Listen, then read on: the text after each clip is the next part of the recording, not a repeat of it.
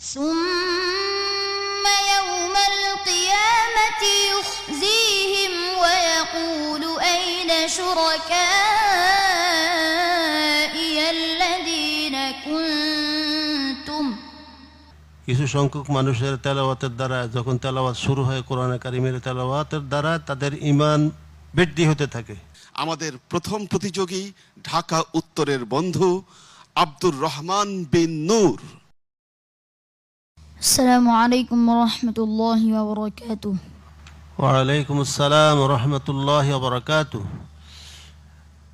আব্দুর রহমান বিন নূর এবং আজকের এই পর্বের সকল প্রতিযোগীদেরকে বলছি, আজকের প্রশ্নের ধরন হবে, আমরা দুইটা প্রশ্ন করব, প্রত্যেককে দুইটা প্রশ্ন।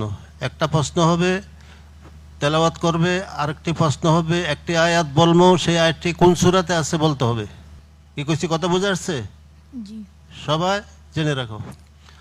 আউযু বিল্লাহি মিনাশ শাইতানির রাজীম।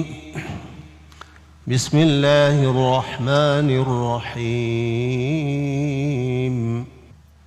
ثم يوم القيامة يخزيهم ويقول أين شركائي الذين كنتم تشاقون فيهم. أعوذ بالله من الشيطان الرجيم.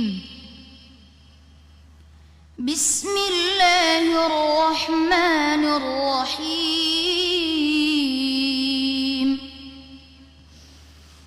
ثم يوم القيامة يخزيهم ويقول أين شركائي الذين كنتم ويقول أين شركائي الذين كنتم تشاقون فيهم. قال الذين أوتوا العلم إن الخزي اليوم والسوء على الكافرين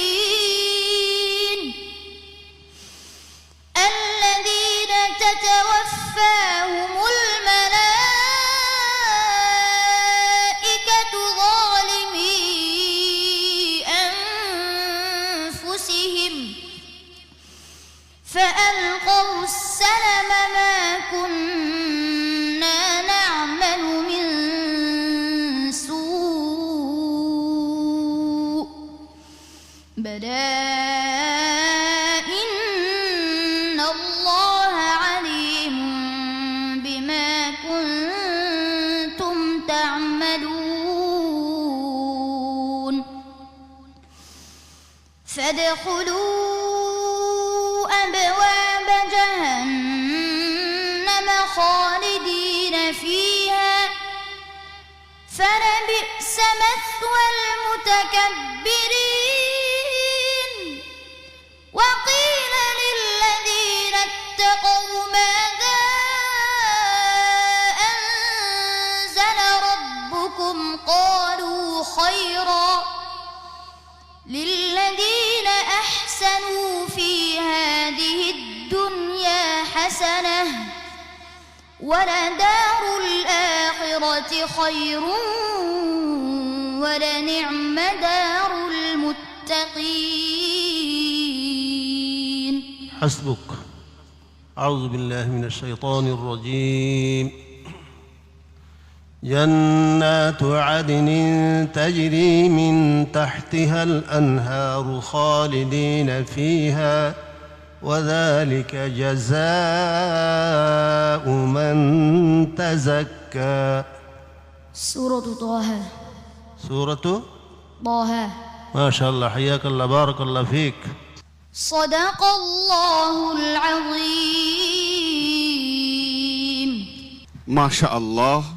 আব্দুর রহমান বিন নূর, তুমি প্রত্যেক পর্বের মতোই এই ফাইনাল রাউন্ডেও তুমি তোমার কোরআন তেলাওয়াতের নূর ছড়িয়ে দিয়েছো।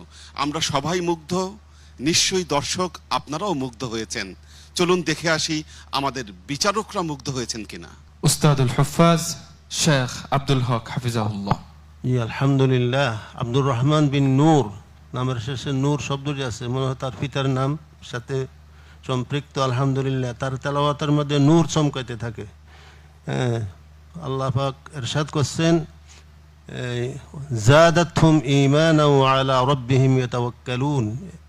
কিছু সংখ্যক মানুষের তেলাওয়াতের দ্বারা, যখন তেলাওয়াত শুরু হয় কোরআনে কারিমের তেলাওয়াতের দ্বারা, তাদের ঈমান বৃদ্ধি হতে থাকে, ঈমান বাড়তে থাকে।